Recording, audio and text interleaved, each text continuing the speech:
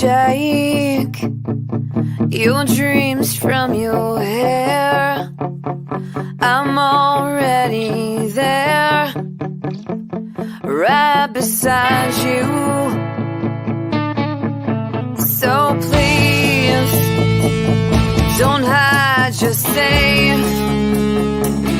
I'll be there if it breaks, right beside you. Suddenly I know now how it feels. I no longer have to beg or steal. I can stand out on this higher ground, where love is just a sound, where love is... Good morning, everyone. Happy Sunday morning. Welcome to Coffee and Cresties. God, you guys are brutal in the comments this morning. I think this is maybe the second time since I started this that I'm running late. And you guys just I swear, it's like 9.30 seconds and you're already in the comments saying, why has this started yet? Well, I'm here. There was some technical difficulties this morning, but hey, we're online now. We made it work. And as you can see, I am by myself. So some of you might have catched some stories passing earlier this week. So there's been a little bit of a transition with the show. So unfortunately, April is not going to be continuing as a co-host on the show. Just life, life gets busy. Kids, family, it's really hard to get together and to be able to prep for shows ahead of time when you got two very busy people. So we had a good chat this week, and it was kind of a unanimous decision that we decided that we're going to be moving forward, and I'm just going to be doing this solo. So you got me by myself, and no.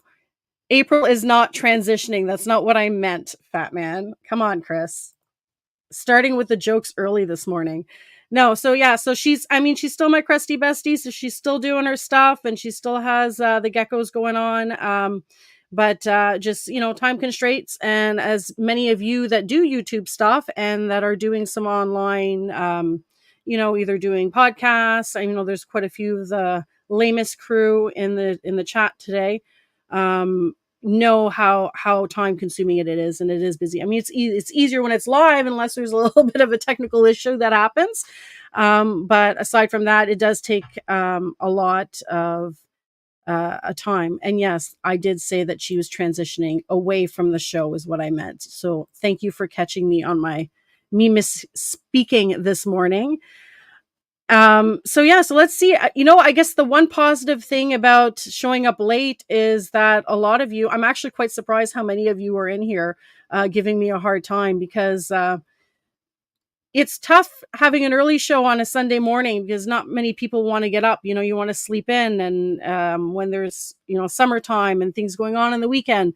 We're up to 16 right now watching live, which is quite impressive for it being 9 a.m. Eastern Standard Time, and some of you too are not in the same time zone, so you guys are up even earlier. So of course we have Gerald from Forward Motion that popped in this morning at 7 a.m. I may add, and was asking to have elevator music while he waits. And I think that's it sounds like a personal problem that you're on this early. So have your own music in the background to keep you occupied, or just show up at 9 like a normal person and not have to claim that you're here first. Yeah, there he is. He needs elevator music. And then we actually have Shane in the house from Small Town Exotics this morning.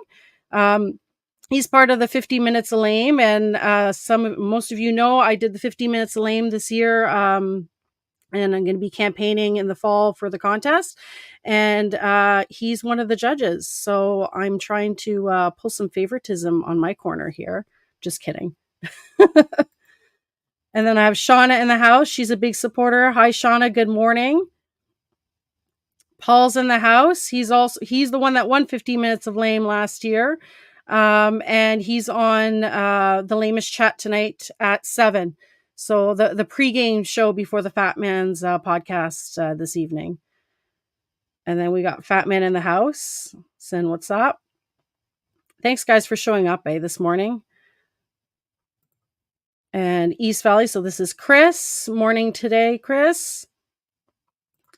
There's my hubby, Gerald. Gerald's in the house too. He went to the gym this morning and told me he'd be watching from the gym. But I would imagine his workout is probably done by now, because I've started going to the gym, and I've quickly realized that it's not a good thing for us to drive into the gym together, because he just goes there and he does weights and, bangs out a workout in probably half the time that I do. I take a lot more time and do a lot more things. So now we've just decided to drive in separately. So he went this morning and I will go later because I'm here with you. Yeah. And then he says, building the hype. Of course. What else have we got in the house? We got James Scott in the house. Yeah, hold on to my geckos.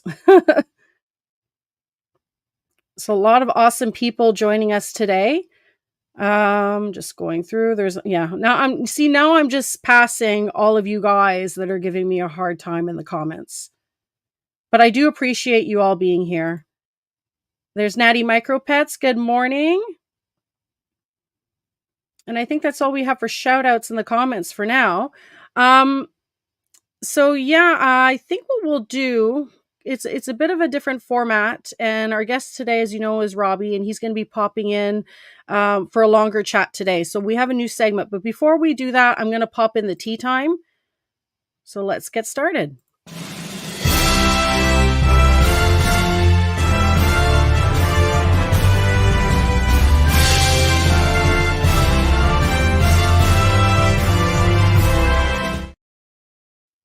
So as you know, tea time is not to blast some negative tea. We use it to kind of highlight the positive. And the last 24 hours has been quite a hectic one, I know, for Canadians in the gecko industry, because there's been one, and I won't name it because you guys know, if you're following online, there's been one Canadian breeder that's been under fire right now for geckos that are not being shipped and refunds that are not being given. So there's been a lot of stuff going out. So I do want to highlight the good side of what's been happening for this, is there's been a lot of other breeders that have stepped up to provide support in a different way to individuals that have been impacted by this. So some people, it's been 3 months and they haven't gotten their gecko yet, and it's just been ghosted, and they have no idea what's going on. So we have, I know House of Geckos and ALP Morse has offered to basically replace the gecko within, offer a gecko within the same, I guess, look or, morph or color, and as comparable as they can to what the individual was looking at purchasing.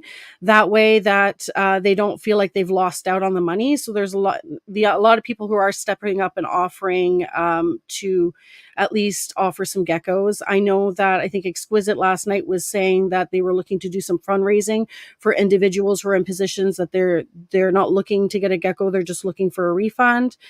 So looking to raise money so that people aren't out the money that they lost on the purchase.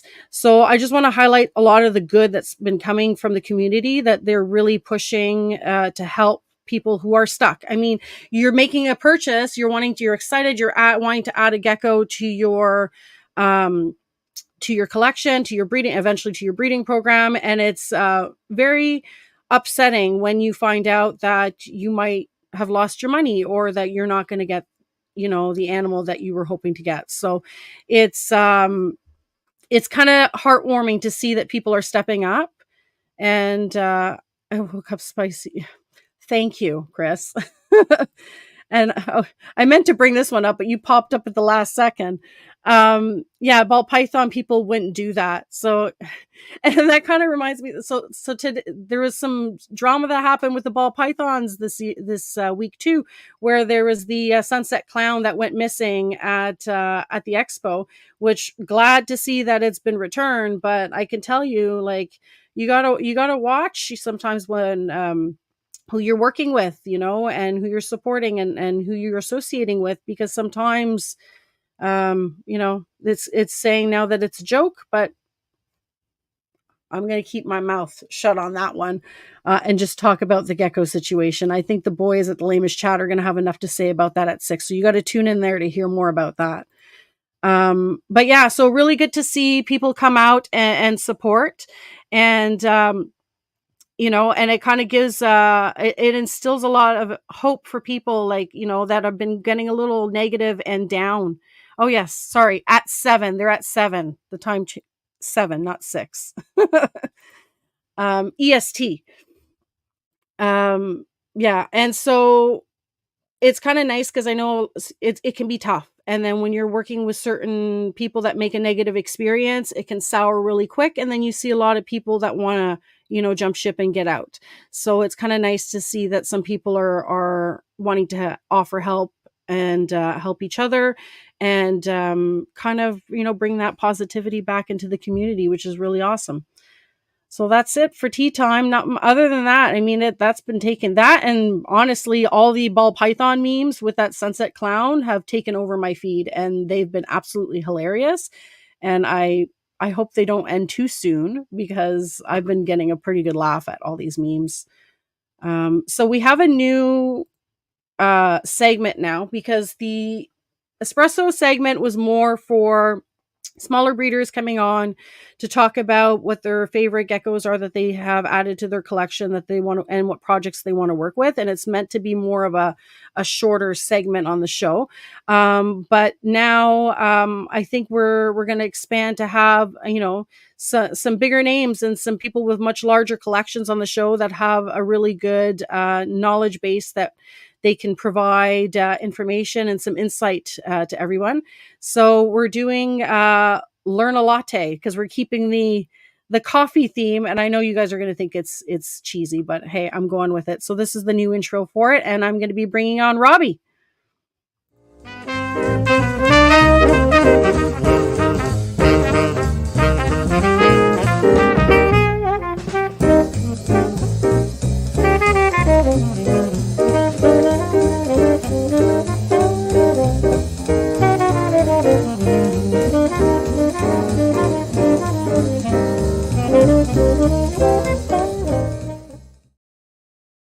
Hey, how's it going? Good. Thanks for having me. Oh, thanks for joining us. So we have a lot of ball python people in the chat right now. We're hoping to get a little bit more gecko people who probably have a better idea of who you are. It's been really ball python heavy for some reason. But so how are you doing this morning? I know I kind of threw in a little curveball with you, realizing that we were in different time zones. Yeah, no, it's all good. It's a good morning here at the ranch and here at the Gecko building. Yeah, and so when did you set up this building, like this dedicated building? This is more recent, that you have this kind of, I guess, facility at your place where you set up all just the gecko enclosures, or? Yeah, I started this project about 2 years ago now ish. I'm really bad at remembering, but about 2 years ago. And I do apologize. It looks like the camera does not have me in focus for some reason. Maybe I fix it. Yeah, so I originally, like even 3 years ago, I was still having them in my closet or in my guest bedroom. And then just was able to find a company that can deliver these buildings. The building I went with was a 16-foot by 50-foot building, which at the time I was like, I'm never going to be able to fill this room up. And now I'm already like, there's already plenty of enclosures. But I still have a lot of growing room. I bought a lot of extra enclosures because, you know, you want to make sure that, you know, maybe one year I'll have 500 babies that are produced. You want to be able to, in my mind, I want to be able to house almost all of that 500 babies growing up to juvenile adulthood size. So that's kind of why I have so many enclosures in case I have that big of a load, which eventually I'd like to. But yeah, so we've been doing this for about 2 years now. And it was quite the learning process to set up the building and get everything going. And yeah. Awesome. You might eventually have to ruin the aesthetic and put a little alleyway in the middle once you start getting more geckos and needing more room, or are you going to look at getting a second building at that point? I definitely don't want to sacrifice the look. This is what I planned for, right? I got the dark flooring, the dark shelving, and I've got my really soft scrims up top. But I have pretty much like enough 25% of the building on the other side of this camera. So Yeah. I don't think I'll be running out of space. And honestly, I kind of want to stay within this space. Of course, in 5 years, maybe my mind will change, but I kind of like the idea of having the pseudo limit so that I mainly force myself to focus on the quality over the quantity. Yeah. Right now, how many geckos are you at? Because I think about a year ago you were saying you were at like 350, was the number? Yeah, I think I'm about at the same number. This has been a slower year. A lot of other people in the hobby have been saying the same thing. They're having a slower year. So I'm letting a lot of females take a whole year off. I'm letting some males take a whole year off. I'm only breeding about 50% of my main collection right now. And what I'm doing is I'm mainly where I would start breeding some of my younger females. Let's say they're 40 grams. I'm letting them, just keep building up weight until next season so that they can have an even stronger start for next season. But yeah, right now I'm probably at about 300, 400 geckos, anywhere in between there. I started testing out a new type of hatchling sandwich tub bin. JPM Reptiles makes these like really small sandwich tubs. And I noticed since I switched to having my fresh hatchlings in there, one, I can fit 150 geckos in the same space. I can keep 12 in 6-quart tubs. Yeah. And I can, my my fatality rates from just failure to thrive has gone from, let's say, 5% to 0.5%. I think I've only had 2 hatchlings fail to thrive this year since switching over to such small little sandwich tubs. And then once they're about 4 or 5 grams, I switch them over to 6 quarts, and they're already growing faster than some of my babies that I had in 6 quarts from the start last season. They're already the same size. Oh, wow. I think we might have to try removing the headphones because I've got a couple comments now saying that the sound is crackling. So I don't know if maybe it's the headphones. Yeah, I'm hearing the crackling too. Yeah, I think maybe we try switching off the headphones. How's that work? Well, you'll have to switch the sound. No, I hear crackling on your end. Well, you'll have to switch the sound.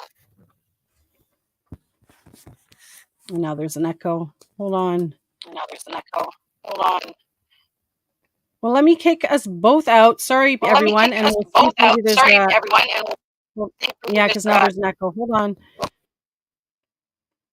Hey, guys. How's the sound with me just on here?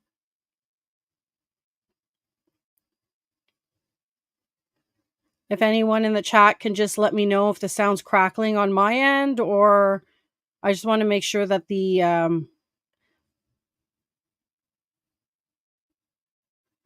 perfect. Okay. All right. Thanks, Stephen. Okay. So I'll bring him back on and we'll see if maybe there's if we can get past the crackling. No crackling. Okay. Thanks, Jake. And all right, what do you guys think now? There's still a bit of a crackling. I hear a lot of crackling on my phone or on here for you. Yeah, they're saying when I take you out that there's no crackling, so it must be associated with the headphones. But the problem is without the headphones, I hear myself, so everyone's hearing double. So there's echo. Well, I'll leave and then I'll join back in because when I take the headphones off, I still hear your crackle on my. Oh, that's weird. Okay, well, hey everyone. So we'll make do. Yeah, so Robbie is probably one of the first people that I started following on YouTube when I started really getting into Crested Geckos. Like, he has a lot of really awesome videos, and it is kind of funny right now that we're having some technical issues because he's actually a videographer professionally and does really outstanding videos and really nice YouTube videos. You guys have to go and check him out. I mean, it is what it is, and we make do with we'll play it by ear and kind of deal with the issues as they come. Let's see, I'll bring him back in, see if it works. How's that now?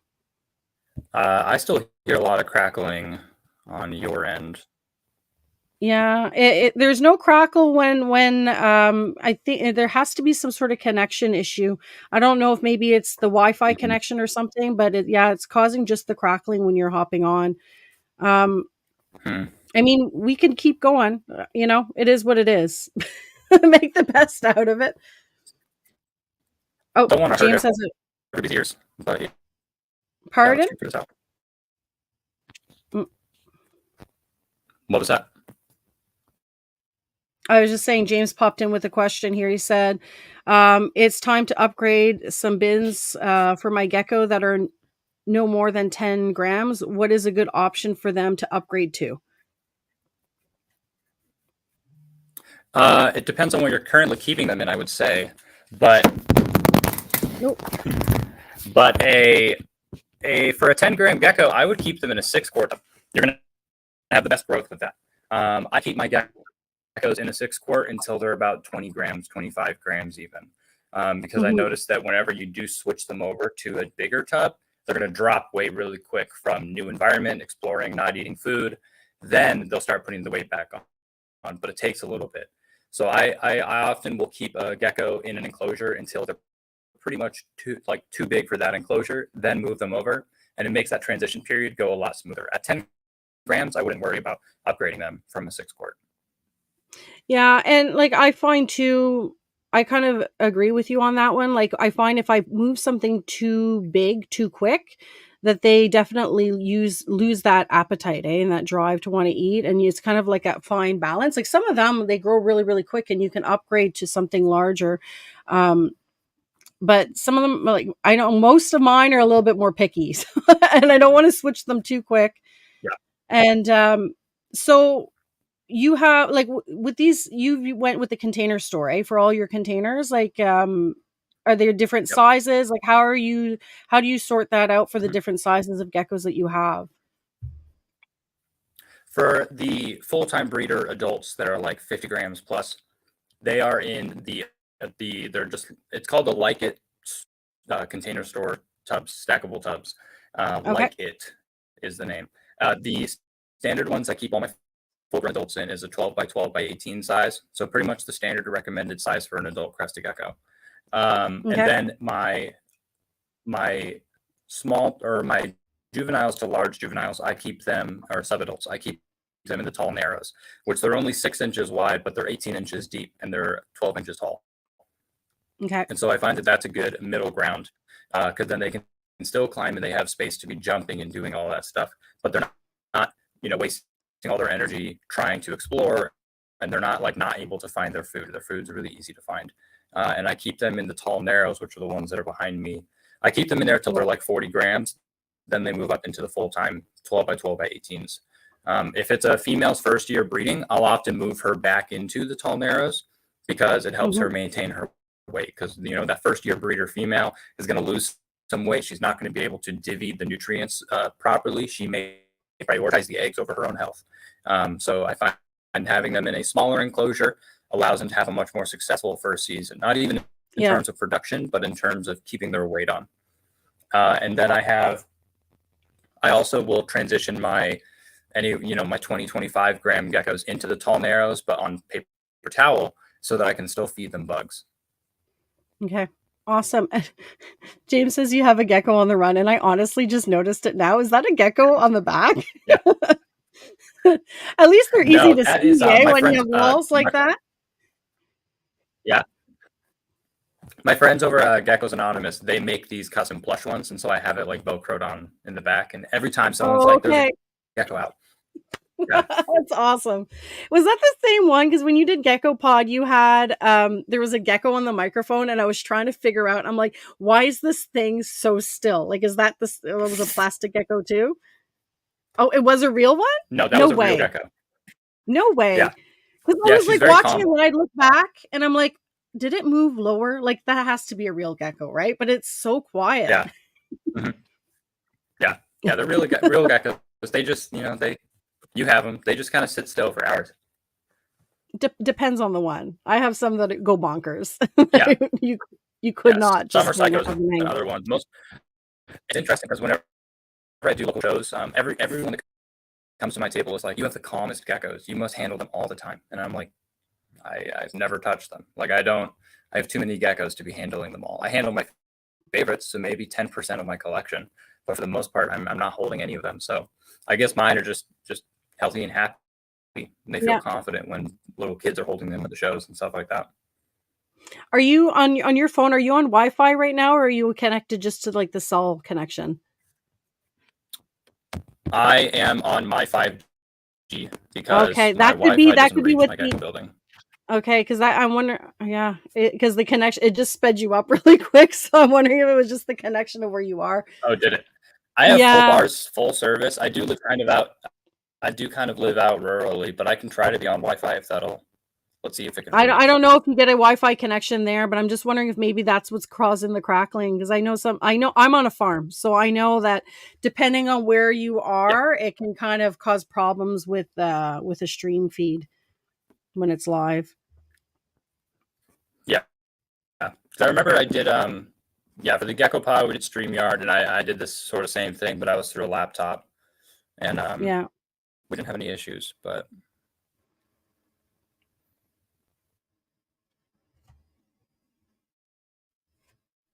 into my Wi-Fi back at the house.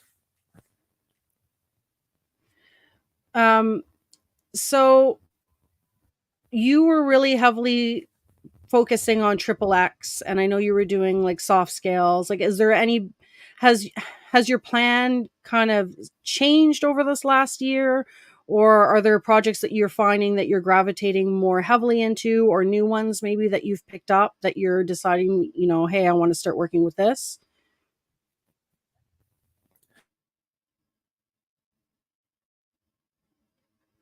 I think I lost connection here, Robbie.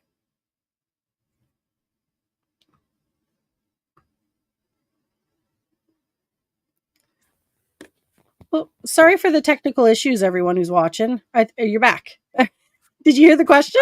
Yeah. Nope, it was all robot sound. I can't be on the Wi-Fi. Power through. Okay. So, what I asked I is, can I try said, to I do know. this, and then I'll have you on super low volume to get rid of the echo. Does that work? Do I not have a crackle sound now? It's still crackling, so it's like it's coming through your phone. And now there's an echo. Yeah. Yeah. It's the sound's the same. Can't It's be just now I helped. hear myself. It is what it is. Just another, exciting Sunday morning. Yep.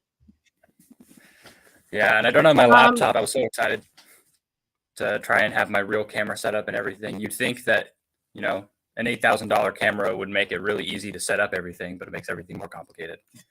yeah. Well, you know what? It just gives us a reason to do this again. There you go. Right? Round two. What I had asked was for the projects you were working on. I know you were really heavily in triple X and with soft scale. Is there any is that still the main focus? Have you kind of changed some of your project focuses? Are you looking to add new stuff? Like, where are you at right now with the projects you're working on? It's absolutely still the main focus. I've definitely added on a lot of other side projects just for fun. I think I'm at the stage in my gecko breeding where I just want to make something that people aren't making. For me personally, I go on Morph Market and nothing really gets my attention except for maybe 1 in 100 posts. And Mhm. even then, it's like, there's still a couple of really awesome ones that are posted, but for the most part, I'm seeing everyone make the exact same thing, at the exact same time, asking way too high prices for a pinstripe tricolor that everyone has seen. Everyone's made one, everyone's seen them. I'm sure that the Python people in the chat can also kind of, same sort of thing might be happening in the hobby. A lot of people talk about, it's kind of a race to the bottom.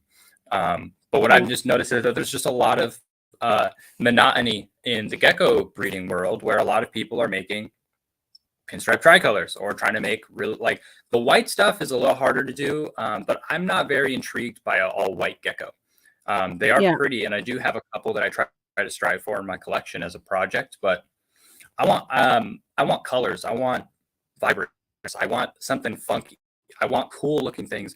So I'm kind of in this era now where I just want to breed stuff that no one's ever seen before. Yeah. Because even if a lot of times I have to take 2 steps back in order to take one step forward with these weird projects.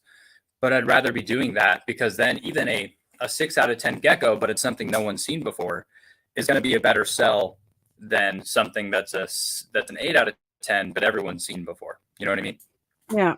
I think it's easy for people to get in the gene chasing, right? Like, when cappuccinos came out, everyone wanted to get cappuccinos. And now you kind of see like individuals that are really focusing more on structure of the cappuccino and what can we make with cappuccino that's different than just a cap and a frap, like bringing in more of the reds and the oranges in the caps. Because you work with cappuccino as well, right? And you're trying to I've seen you post some different looks of cappuccinos and kind of influencing color into it. Absolutely. Yeah. I always joke around, which of course I'm not trying to throw shade at anyone. I'm more so laughing at the community that people will like, cap's a worthless gene. It's just a brown gecko. Nobody's going to want it. It's dead. And then, a breeder that knows what they're doing gets a cap and pairs it to a nice tricolor, and they make high white caps that actually just are high quality cappuccinos. And then everyone in the hobby is like, and like, they're like, oh my gosh, this is the best thing ever. They're so amazing at making geckos. And it's like, guys, just don't do bad pairings. Like, you can get any nice gecko and pair it to a new gene, and it will make a nice looking version of that new gene, hopefully.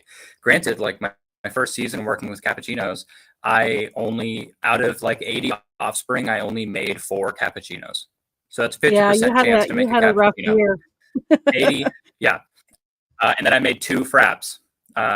And that's including, 80 plus offspring, 2 caps, or 4 caps and 2 fraps. So really great 50% and 25% odds. And we're not even close to the ball python world of trying to hit, 6 gene combos. But a lot of people don't realize the cappuccino is going to be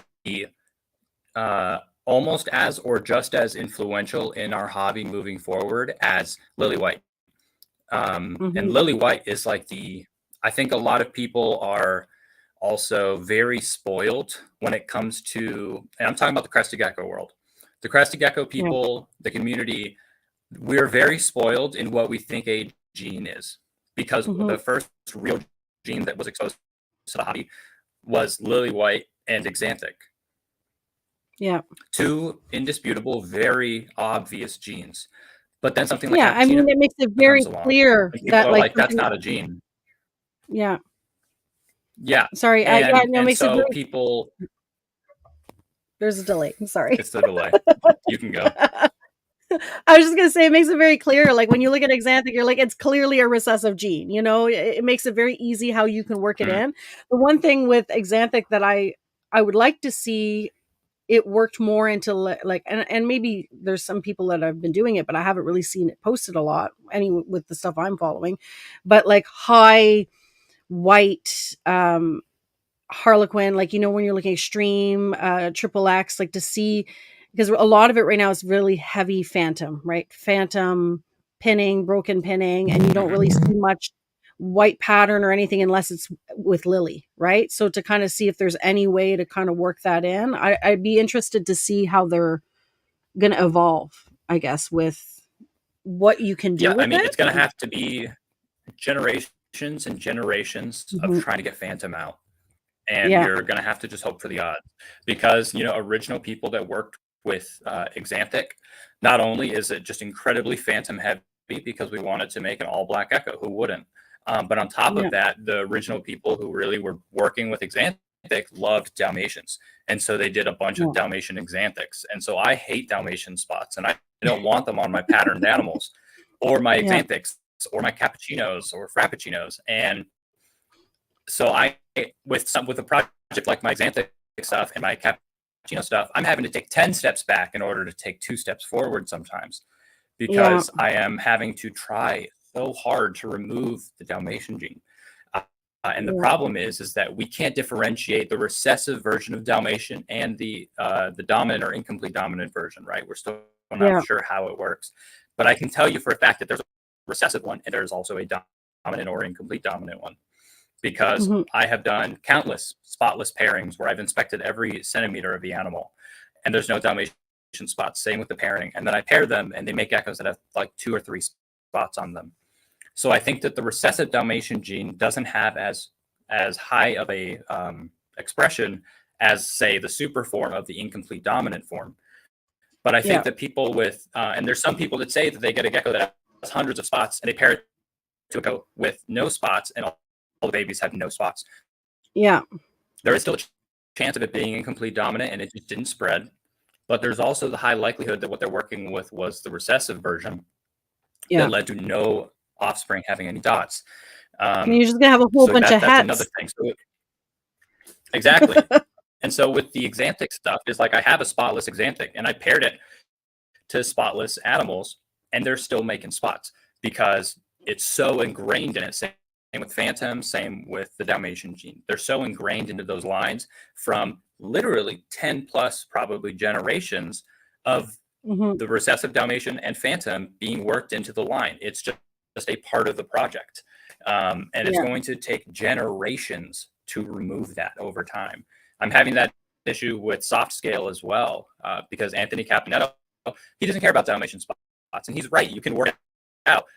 But as you've heard with my experience with the genetic odds with Cappuccino, I don't want to try to work it out because the odds of me actually creating a super soft XXX tangerine that doesn't have Dalmatian spots, now I'm just adding another layer of difficulty in trying to make that if I'm working with spotted animals. Yeah. Hey, Tammy, I just want to pop you up and give you a shout out. Thanks for joining. Tammy's on every single, she always joins every single live and is in the comments. She's quite a supporter. So talk to me about how it must be hard with working with cappuccinos. And I know you just got into Pixel as well, right? So, because I know with those ones, from what I can see, there's a lot of spots that come along with those animals as well. Like, how are you finding it, navigating through when you're as a buyer looking for the right animals for your projects, but avoiding those spots? Well, I only have 4 total cappuccinos, if that gives any insight to, right. And then I have 2 frappuccinos. Two of the cappuccino males that I have, I acquired from trades. So for that, I am a lot more forgiving of, okay, there's no lineage and I can't 100% guarantee, or maybe this one has a freckle, which might be a Dalmatian spot.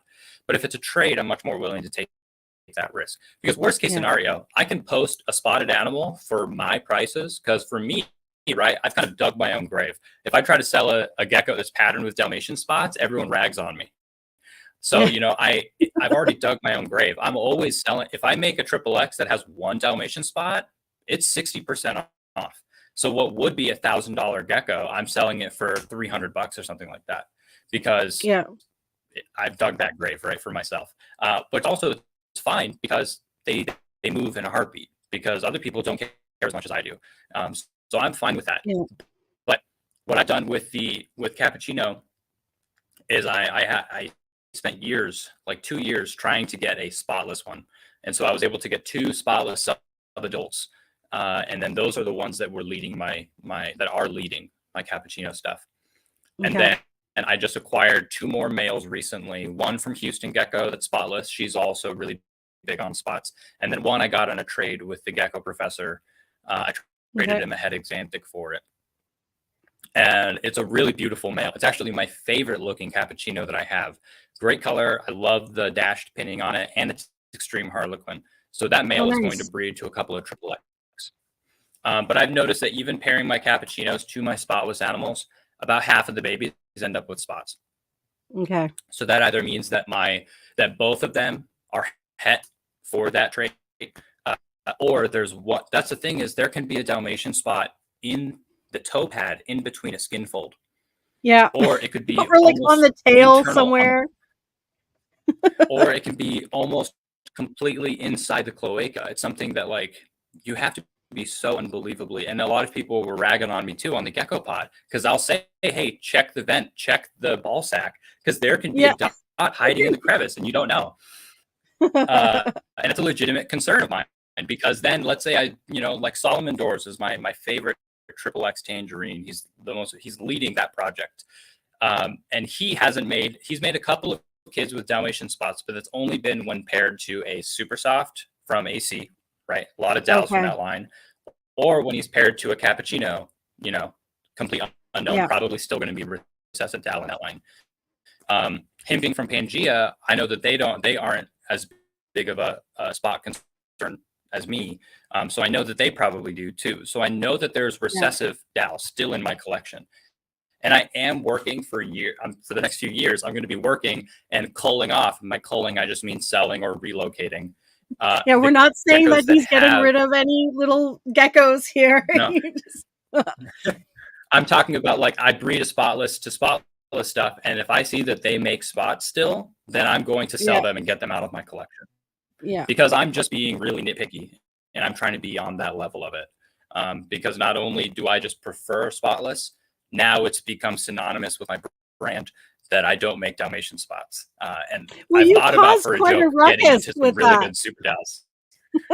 Yeah. Because I know a absolutely. bunch of people now. Even now, I see they're like, "Oh, does it have a spot?" I'm like, "Oh, is your name Robbie?" Mhm. A lot of people have kind of Yeah. jumped on that. Yeah. I mean, and that's the thing with, when you build such a public presence, and then you start saying there's things that you don't like, where a lot of people, you get bandwagon people, right? They're going to jump on, they're going to be like, "Oh, I don't like Mhm. spots too," but they actually don't know why they don't like spots. Like, at least you have a concrete reason. This is my preference, this is what I don't like, and this is why I'm breeding it out. Like, for me, I don't mind spots, but there's certain projects would I prefer not to have them in, right? So I'm always looking for an Mhm. animal in a project, for a breeding project. I'm like, well, if I want to work in and do the lily white empty back project, well, I want to make sure that I don't want to bring spots into that, right? So that I'm being a little bit more strategic Mhm. with pairing. And then other ones, like I work with Pixel, and the reality is all the Pixel stuff I have has spots. So it's going to take some time for that to get bred out and have a different focus on with the line I have anyways, right? So and kind of have more of a pattern, more of that pixelated pattern, without having those big spots everywhere on the animal. So you kind of take it Yeah. and leave it. Yeah, absolutely. What percentage do you think of animals right now that you have has spots, out of curiosity? Probably low, since you sell. It's probably mainly hatchlings and stuff that you're gonna have to sell, eh?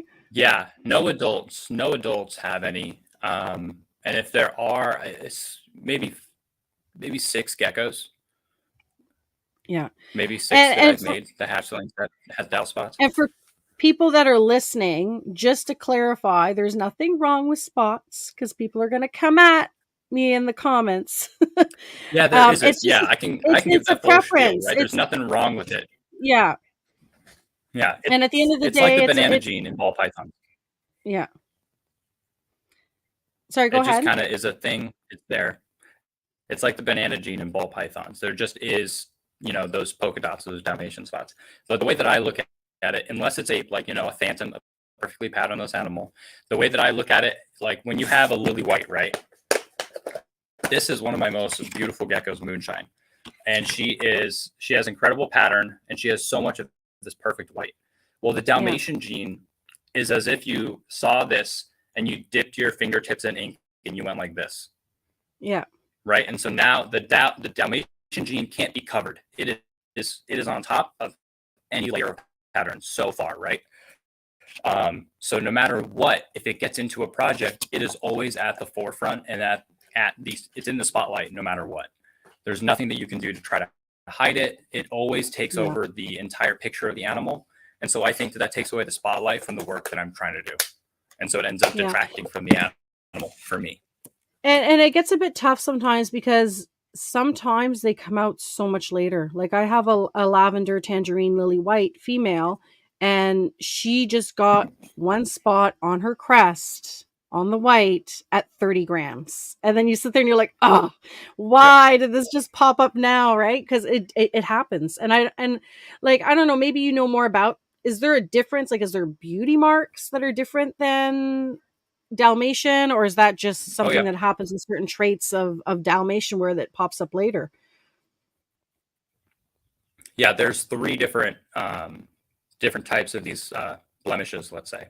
There's the Dalmatian gene, right? That's an actual pattern mutation where when you breed it, it reproduces within one generation, with the recessive with two, and that's one. Then there's birthmarks, which I've had spotless babies or spotless pairings. They give birth to a gecko that looks like it has big oil spots all over it, and I'm like, how is this even possible?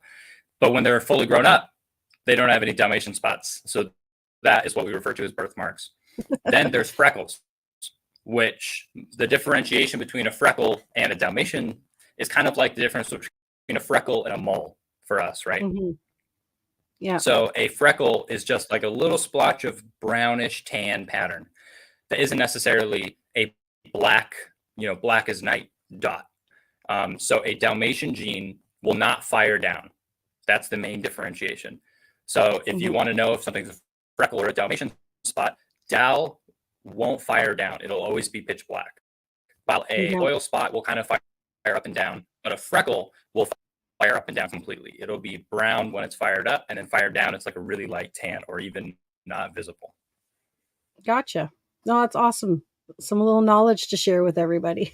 I think that that's the biggest thing with new people coming in. And I know with myself, I mean, this is my third season breeding, and it was learning all the different genetics to work with and the colors, and like Little Monsters and Pangea, they do a great job with the genetic book, right? Like the document that they put out where it really breaks everything down.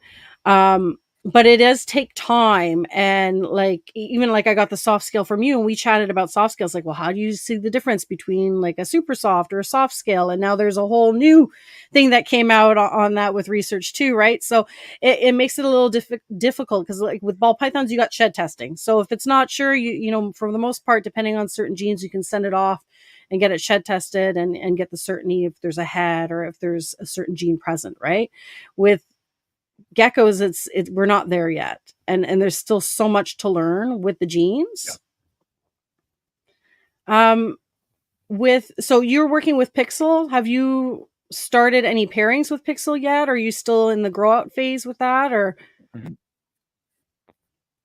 Yes, I've done. I have a adult, possibly super Pixel female. But also a quick side tangent on how you brought up how to tell the difference between a soft and a super soft and a normal. Yeah. Because the soft scale stuff, I think that is something that the whole hobby should be trying to add to their collection. I am a huge proponent of soft, super soft, everything like that. I've noticed with some colors, the super softs don't really, they don't look as crazy as, say, a tangerine super soft. So I think that there's some sort of epistatic relationship between tangerine kind of enhancing the super soft. And so it seems that often a super soft is accompanied by a tangerine a lot of the time, because when we've done tangerine super soft, they look so good. So we breed them to more geckos. So that tangerine and the soft scale always seem to be coupled together. Because I have like a yellow male right here that I've named Dijon Mustard. He is a super soft, but he doesn't necessarily have like that look that, say, some of my tangerine super softs do. But this is so when I spoke to Anthony Capinetto, what he's told me, whenever he lists a super soft animal on his website, that is because it is from a pairing that is a super soft to a super soft. If it isn't super soft paired to a super soft, then he labels it as a possible super or just a soft scale. And I bought just a soft scale from him, and I'm like, I think this is super. And he's like, probably. The parent was a super soft, probably. And I was like, oh, okay. So he just doesn't even want the chance of you buying a super soft, and then it turns out it's not. Which, more credit to him. But when you have so many pairings like that, I mean, I think on the Gecko Pod he mentioned he has like 4,000 breeders just for his Phantom projects. Yeah, that's wild, eh? Like, it's crazy. So yeah, so like some people will rag on him for not being about lineage and stuff like that, but it's like, hey, I wouldn't be either if I had that many breeders. I mean, I would just look at geckos and be like, they do well together, let's pair them, and then forget about it because you have 3,000 other breeders to get to, something like that, right? Well, and that's the thing, when it's a different level, right? Like when you're getting, like, he also does a lot of wholesale stuff too, right? So it gets a bit, and when you're doing breeding groups You have too, to. like, okay, you might have 2 females with 1 male, and you're like, oh, well, I got the eggs out of the bin, but I don't know what female that's from. So it ends up being a little bit tricky to kind of be able to track that lineage as well in those cases. Well, and here's my hot take. At the end of the day, it doesn't really matter, right? Yeah. Because back when I was first starting Crested Geckos, people were super on top of, oh, here's the great grandparents and this, that. And then a lot of the time the reasoning was, oh, well, this baby will probably still make reds because its grandparent is a red. Hmm.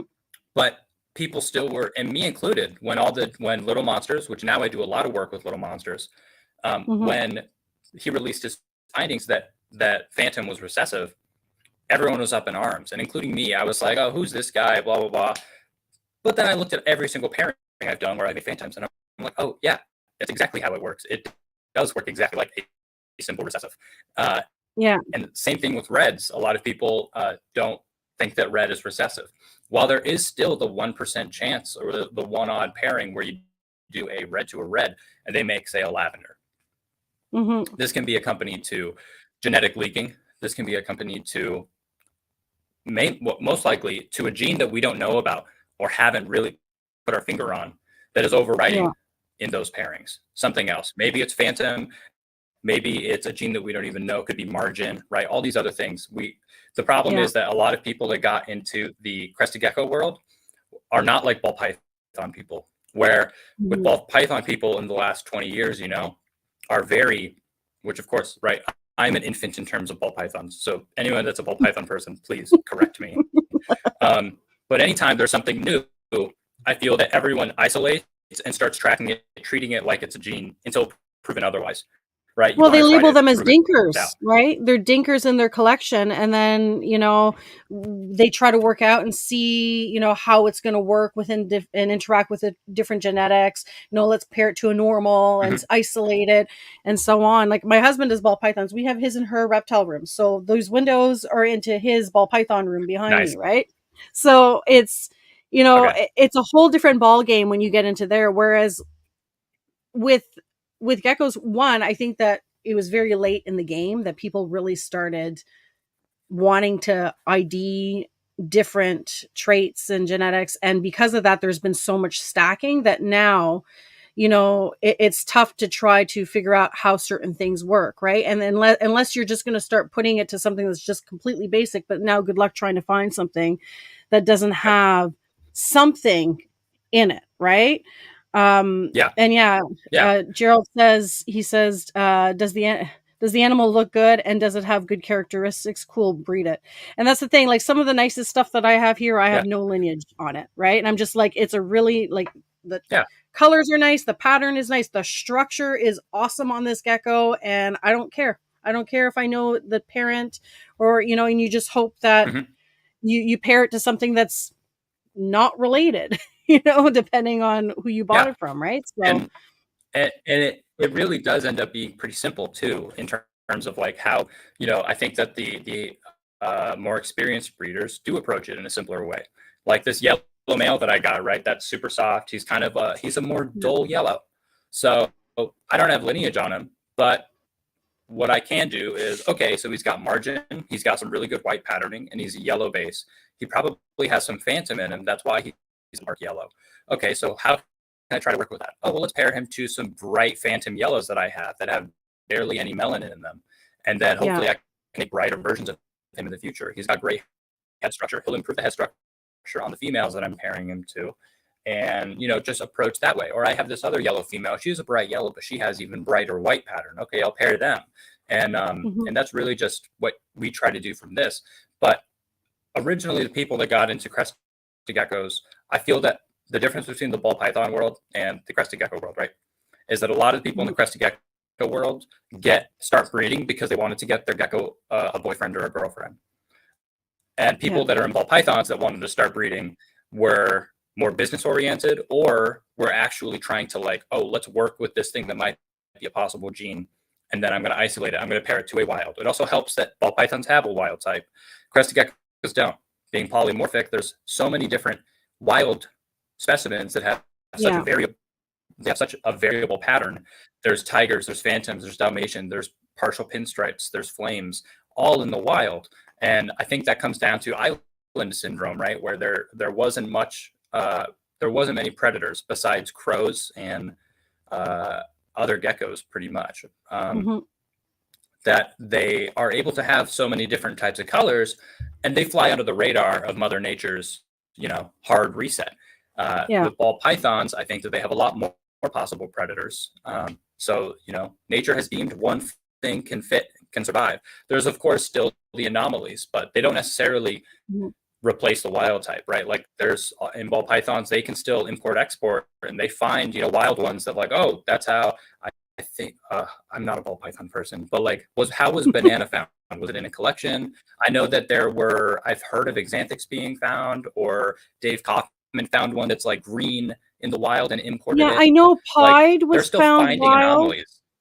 Yeah, I know Pied was Whoa, that's crazy. found wild. Sunset was found wild. Ball python guy, people in the chat, maybe you can clarify.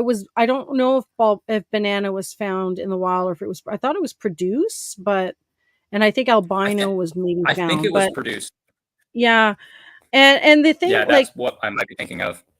And the other thing I find the huge difference too is even if you wanted to bring in, wild stock as well, right? Like where you're wanting to try to bring something more of a base, right? To kind of single out certain genetics.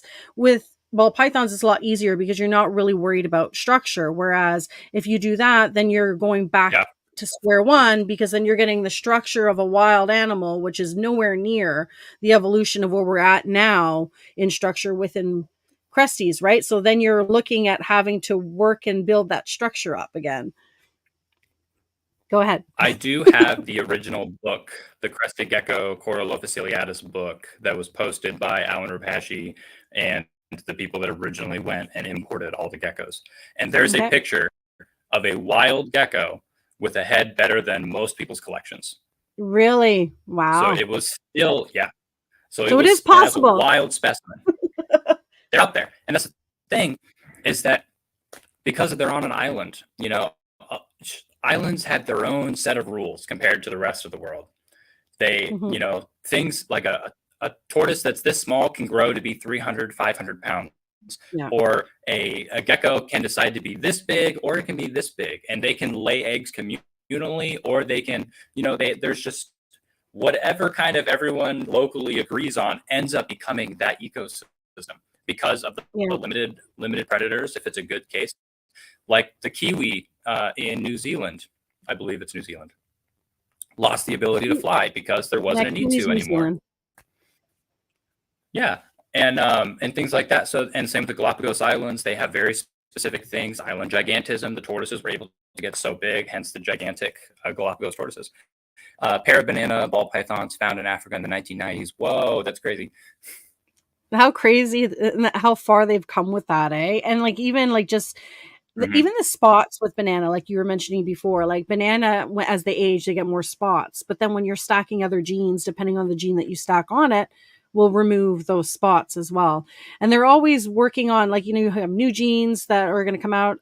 Rainbow, I think, is a new one, which is very similar to, I don't know if it's new. I can't remember when they found it, but new that's come up in popularity, but it has that banana look without the spots, right? So interesting. With how are you finding with, like, this year they came out, I know Tiki's came out with the Gold Standard Gecko Club, which for me, I thought was super helpful to kind of see a set of standards. And I personally feel like it's something that's going to help elevate a lot more the game. And for new people coming in, laying out at least a foundation that they can kind of refer to when they're buying animals. Because I find that there's a lot of people that'll sell you a dream and they'll be like, oh, this is the nicest thing, or it has the greatest lineage. But like, as you know, like, you can put the nicest lineage and the nicest gecko pairing together and still produce things that would be, pet quality or a lower end animal. Right. And I think from my perspective, seeing that come out, it's kind of nice, because now you're like, well, I can kind of before I buy something, or if I'm, looking at evaluating my own collection or my own holdbacks, that I can kind of use that as a guideline on what really I should be expecting, for structure on an animal. What are your thoughts on that? Yeah. So when I first saw that coming out, I had a lot of first questions. And so for some background, I am a gecko breeder, but I also have goats, and I also am a goat breeder. And I've learned a lot in the past year about the importance of the structure in goats, how to look for a good dairy goat, how to look for a good meat goat, and it's called conformation. So you want to look at their conformation. But what I found is with goats, the structure things that you're looking for end up directly correlating to a healthier, stronger animal that will make the animal's life easier. Like having a wider stance will allow for a bigger bag for the teats, as well as if they don't have a steep rump, it allows for easier birthing, things like that. With Crested Geckos, and when that first came out, I want to know a lot before I think everyone should start embracing this new rating system. Where did they get all of the measurements? Because I see that one of the measurements was the tail length. Yeah. How do we determine that standard? How many collections were gecko's tails measured before there was a standard assumed? Same with the head structures. Same with the one of them was having like a bump on the end of the nose or something like that, having a more the nose and the eyes. That was a fail rating. Things like that.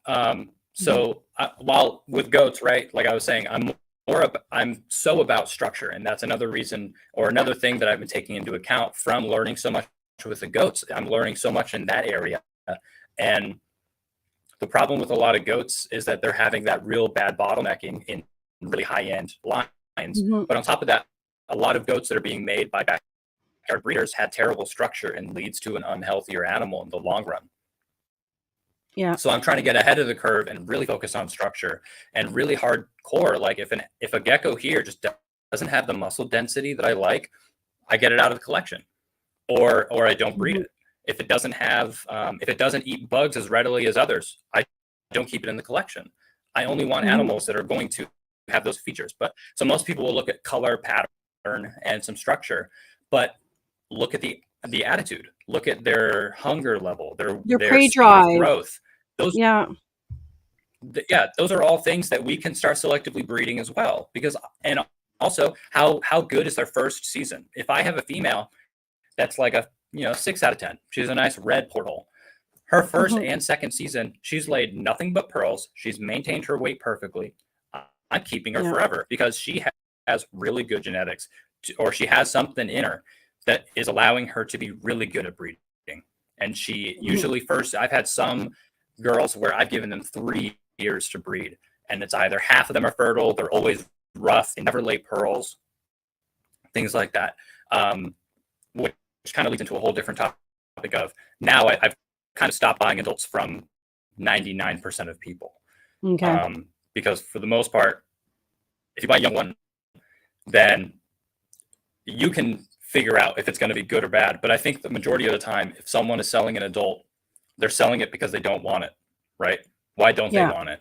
It could be that it could be I'm working on something else. I need to part ways with this animal. Or it could be you bred them and they didn't do well, so you're getting rid of them. My husband popped it and said, I do pigs. Yeah. So I come from an equestrian background. So I used to do show jumping, and I was really big into the horses, and they would import these horses from Germany and like really fancy, high end show horses. And they would breed and do all like kind of that aspect. And I was always really fascinated about that. So when we got the farm here, I got into Kuni pigs, which is a breed from New Zealand. And it's like a smaller pig under 300 grams and they're 300 pounds. And they're fluffy, right? And they track the lineage because they almost went extinct in the 70s. So the association tracks lineage. They track percentage of inbreeding. The problem, and it's been brought up quite a bit within the breeding community, is when they came over to North America, a lot of people started breeding for size, and because they wanted meat production, right? So they're like, we want bigger pigs, we want, more meat production, but then you're moving away from what is a traditional, conformation of what it should be and what they were bred to be when they were in New Zealand. So that, like, for me, that always, I totally get what you're talking about with the goats, because our main thing with the pigs is we breed for traditional, New Zealand conformation traits. And we do the pig shows as well, Yep. which have been virtual now since they've done it, since COVID. And yeah, they added a category now to the association where it was a whole traditional Kuni breed category, because the problem is a lot of people have bred away from that traditional side. So I know when I saw, these, that was one thing that I was craving for when I first got into geckos. I'm like, oh, do we not have a standard? Is there not something that we can at least, have an idea to strive for? And it's great that we have one, but I'm sure within time it might, it's evergreen, right? I think that as things Yeah. progress, there might be some changes with it. And, it's even like with dog breeding, things change and people strive for different traits and, but, yeah. So like, do you just do goats and Cresties, or you also had, shinglebacks, I think, eh? Is there any other animals that you're working with? I I really want to just focus on one species, right? And that's Crested Yeah. Geckos. Mainly because, like with YouTube, right? You don't want to have a YouTube channel where you build up your whole audience doing one thing and then you start doing something else. Hmm. You're gonna lose all of your engagement. Half of your audience is gonna stop watching your videos because they think that you fell off and you're doing something else now. But when I originally founded the company, that's why I did Robbie's Reptiles, was because I didn't want to be limited down the road. While I still think I'm going to choose to be limited and just do the Crested Geckos, but I'll still, I have a big passion for tortoises. I used to breed redfoot tortoises, or try to breed redfoot Yeah. tortoises. And I think that they're some of the most incredible animals in the world, tortoises. But I just don't think that I can have the best environment for them here in Texas. For the ones that Okay. I wanted to work with, right? I don't live in Florida, so I can't, a lot of other people have great success with redfoots. I ended up having a really bad experience with redfoots out here. And Okay. the only other reptile that I do have, besides like my pet snapping turtle, that I just feed, feed some mice to twice a week or whatever. Which is funny. My wife, she's fine with all the reptiles and she helps out. She's not, a reptile person. But when it comes to Yeah. that little snapping turtle, I showed her a picture of an albino one and she was like, you should get it and we can start breeding the snapping turtles. And I was like, I am not about to start breeding snapping turtles. I have no idea Well, how to where's do the that. market That for is like, that? yeah, it's just, and she was like, that'd be so fun. We should do it. And I was like, I love that you're excited about it, but not right now. And then, so I found the species, the shinglebacks, one day, just randomly. I was on Instagram and I saw it and I was like, what is this? I have to have it. And, somehow, I think that God works in mysterious ways. And all of a sudden, I was offered one for sale that was in America. And I was like, oh my gosh, I have to take this opportunity. And so I got her. Yeah. I got her when she was real small. And now she's growing really well. They are so easy to care for. They're incredibly personable. They are just like out of the box. I just like grabbed her and would pet her. She fell asleep on me, right after shipment, and she was delayed a little bit too. And it was a big hassle. And I think I got someone fired that worked at the shipping company. But it was a big thing. She got here. She's fine. She's been here now for like 2 years, and they're just incredible. They're honestly so easy to care for. I forget that I have her sometimes, and I feel bad Yeah. because it's just I don't have to do anything with her. I don't have to spray her. I don't. Yeah. I feed her twice a week. That's all. That's the standard. You feed them twice a week. They live for like 60 plus years, so I'm Wow. in Eh? no rush to find her a mate. They breed for life, so they bond, and Mhm. they're one of the only monogamous reptiles. They'll raise the baby together. They only have one or two babies every other year or so, because it's a big toll in their body. And yeah, Yeah, not a they're lot of doing people a have been able to breed them. full sales pitch, but now everyone's going to want them and they can't find them anywhere. Retail price for a shingleback is $10,000, and they Yeah. are one of the hardest animals to come by in America. You go to Australia, you'll run over one by accident while you drive back from the airport.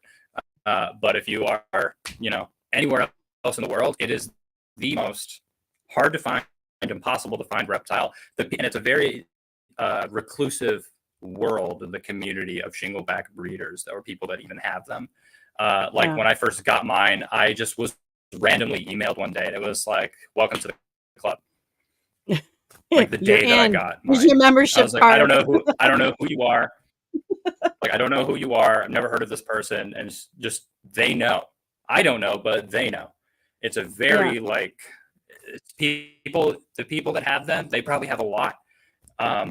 But they're never going to sell them. They're never going to trade them. They're going to keep them until they die, essentially. So it's that kind of world.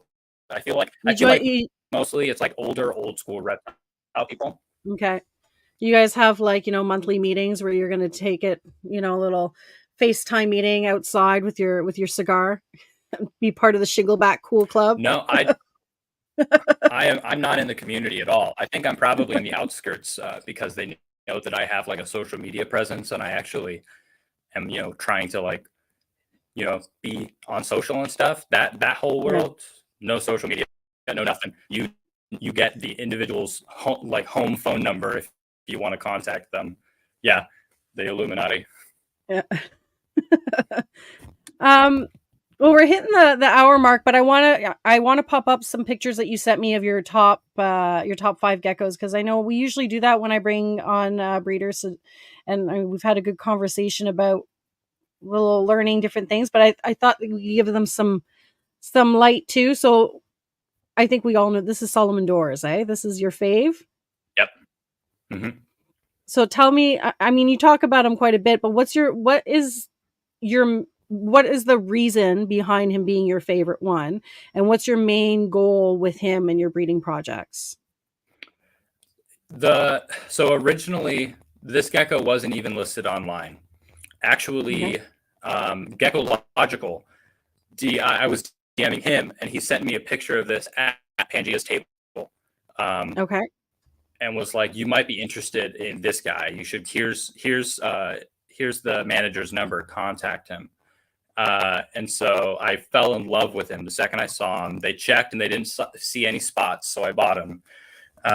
He is, if you ask me, the perfect idea of what Triple X should be for me, right? And when I see this animal, I see something that I don't see every day. It's incredibly bold. That's honestly like not the most saturated he gets. He gets very bright orange. And his head structure is really good as well. But there are downsides to him. And so I've been pairing in order to improve it, right? He's not very big. He maxes out at like 36 grams. I think the heaviest I've ever seen him was 38 grams after a full meal. And he will not grow. That's just his size. And I think that's an important thing. Boy. And I think it's a good thing to highlight, because a lot of people are very quick on wanting to get over that 40 gram, right? And they're like, oh, we'll get 40, 45 and we won't breed. But the reality is there are some geckos that are just more petite in frame, or will stay smaller and never actually even hit that 40 gram. And there's nothing wrong with that. It's just some genetics and some geckos just won't attain that size that everyone kind of has the number written down to strive for, right? Mm-hmm. Yeah, and I still think that there is something wrong with it in terms of I don't want to work with 35 gram geckos. I want to work with 65 gram geckos. I want to work with big, bold looking geckos that are hardy, muscly, really dense feeling. And so that's one. So it might come down to the line that they're from, or it could come down to just that individual. Could also be that they were stunted at younger from lack of nutrition. I know there's a big movement in Canada for people to not feed bugs to their crested geckos. I think that is a fallacy. And I think that is setting all of your geckos up to be stunted and never get bigger than this 36 gram gecko. Well, and it becomes difficult too, because when you buy geckos, if they've never been properly started on bugs, they have no interest in eating it. So then like for myself, like I've added bugs to the food that I give, because I know that all of mine that I raise up, they get bugs. So I make sure and it, I go through the whole process. If they're not interested in, you get a little crush of the head and you kind of get their interest, and then they're pretty quick and easy to get on them once you really work with them and take the time to do it. But definitely I've had some that have had zero interest in bugs, and it's been really hard to get them to want to even eat any. And they do take a longer time to grow and mature, and they never get to that larger of a size that you would have Mhm. hoped for, right? Yeah. And you know, at the very, I can understand, let's say you live in an apartment and you're following my advice and you don't feed crickets because of all the parasite issues, and you feed, you know, roaches, you feed red runners or something. I Hmm. understand the fear of those getting out and being in your apartment or being in your house, right? Hmm. That's a weird, not everyone has a building like I do where I can just throw them willy-nilly across the room. Who cares, right? Not everybody has that situation. So that's why I was one of the first people to advocate just blend the freshly gut-loaded live bugs into the food. Hmm. That it seems bad, but their suffering is over in a fraction of a second. It's probably one of the most humane ways to do it. And Hmm. then now you're getting all of that fresh, real nutrients into your geckos, and they still will grow at a better rate than if you just fed them like powdered cricket or the cricket powder or roach Yeah. powder. That has zero nutrients in it. Nothing. That Hmm. is, it's like the whole idea of trying to feed them only the diet instead of the diet and the bugs. And there's even some people that are testing out just raising geckos off bugs, no diet. I've heard Yeah. of people trying to do that. But it's, compare it like this. It's like you're trying to be a healthy human. You work out, you're very athletic.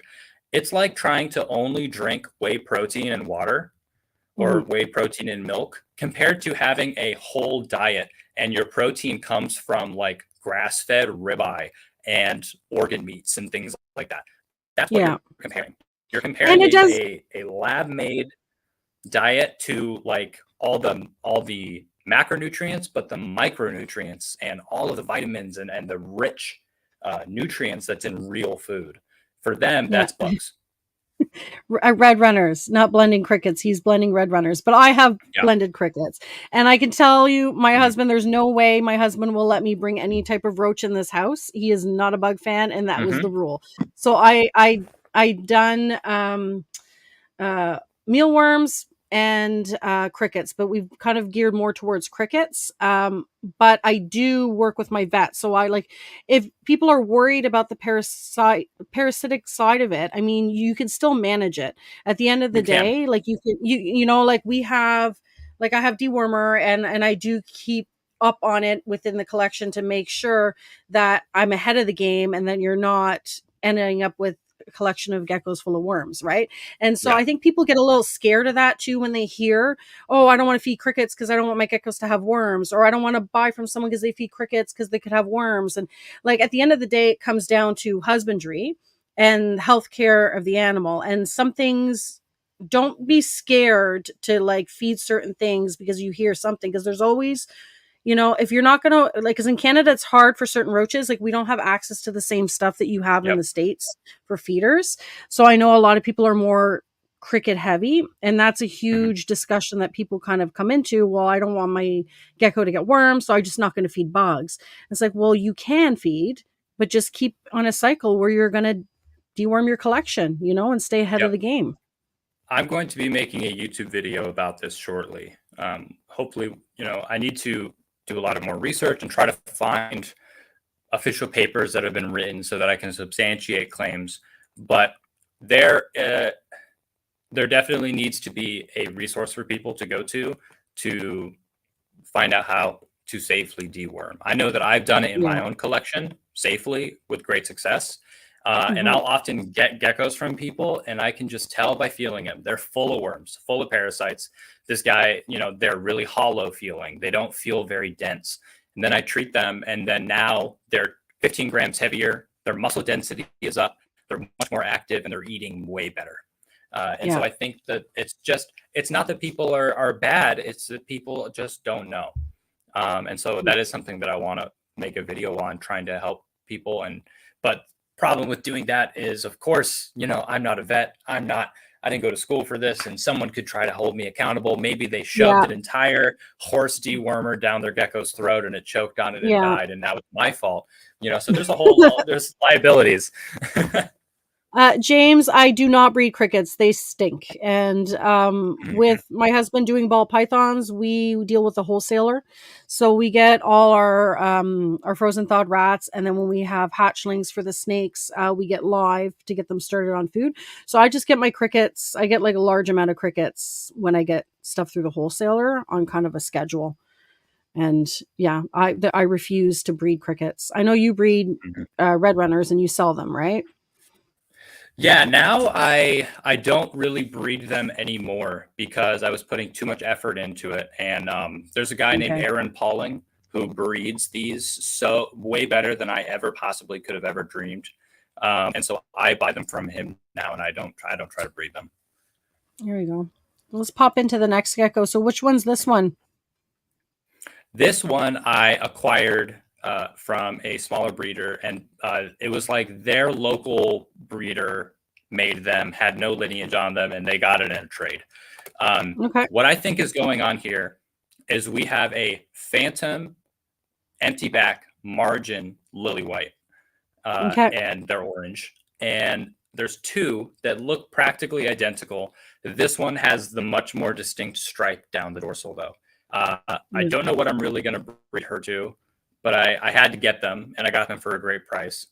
They're just really neat looking. And now I'm seeing a lot more people post that they have yellows that look just like this. So it seems that a lot of people have this combo, and just before we really started to understand all the genes, we didn't know what it was. You always label them as an oddball. Yeah. But no, I think this is just a more advanced combo of Phantom Lily.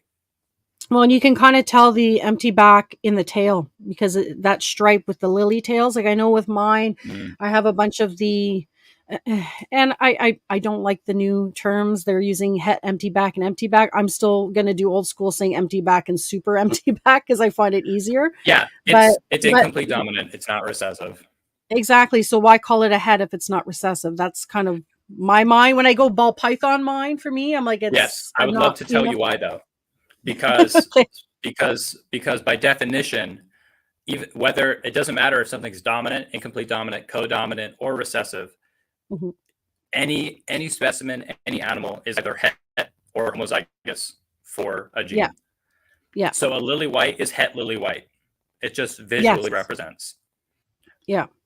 A super lily white is a leucistic that's lethal, but that would be the Yeah. homozygous lily white, or a heterozygous cappuccino and a homozygous cappuccino. So I understand the confusion, but also laymen have, and I'm a layman, right? I use layman terms constantly.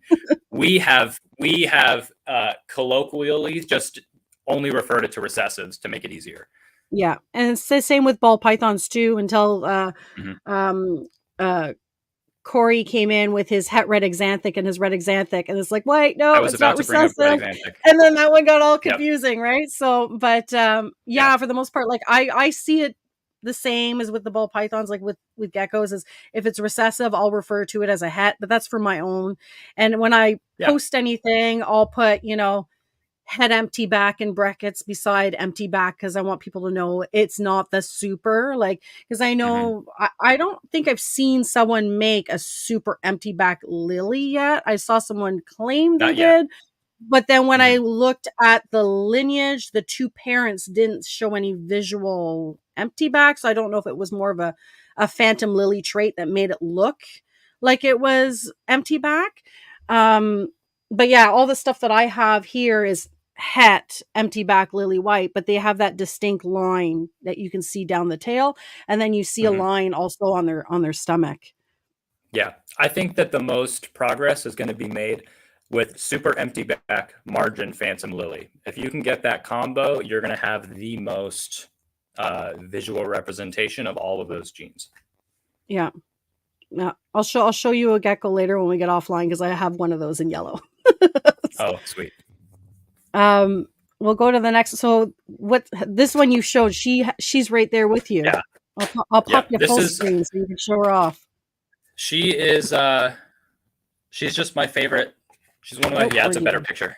That's a much better picture. It's all right. Hold on. There we go. Okay. She is the first lily white that I ever purchased. I bought her like 4 years ago for $2,600. And I'm never going to sell her probably. I've attempted to a few times, but I just couldn't do it. I like her a lot. And also, if you look really closely, if you can pop me back on screen, Yeah. if you look really closely, see how she has a red neck? Yeah. That means that she's het red. Yeah. And I'll probably start some controversy over that. But get a gecko that has a red neck and pair it to a gecko that is visually red, and half the babies are going to be red, because that means that they're heterozygous carrying the red trait. It just represents. So you're seeing it as a het marker. Yep. For the recessive trait. And two of her offspring bred to not anything that was red or het red. Her offspring, some of them still have the red necks, and I've paired them to red, and then they made red base. Oh, wow. But I just like her. She's just a really nice lily white. She technically is a full pinstripe, but I still include her in some XXX stuff, and I've noticed that she does make some good offspring. That's awesome. And who's this one? This is perhaps my most famous gecko. Everyone loves her. She's actually I made her in my very first season. Her and two others are my most beautiful geckos, and I made them my first year breeding just by chance. Well, now I know it's because I was breeding really high quality XXXs together.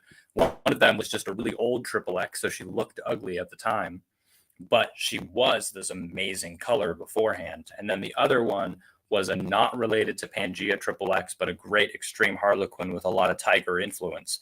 Paired them together, and they made this girl. This is Thalia. And so she is one of my main breeders as well. She's an incredible producer. And that's the plush that's back there on the wall is Thalia that I had to make. Okay. And so she's just a fan favorite. Everybody loves her. I love her. She's sitting at 75 grams now. She's huge. And so I want her genetics and everything to keep carrying on. Yeah. Her first season, she made 10 pearls, 10 clutches of pearls. Second season, she made amazing pearls. I'm giving her this year off, and the next year she's going to have a really good season. I'm trying to get her to breed to Solomon doors. Okay. That'd be wild. Mm-hmm. lots of coverage on those two, eh? And the structure for both of them is just, and exactly. With her size, like you're saying, with him being smaller. Size.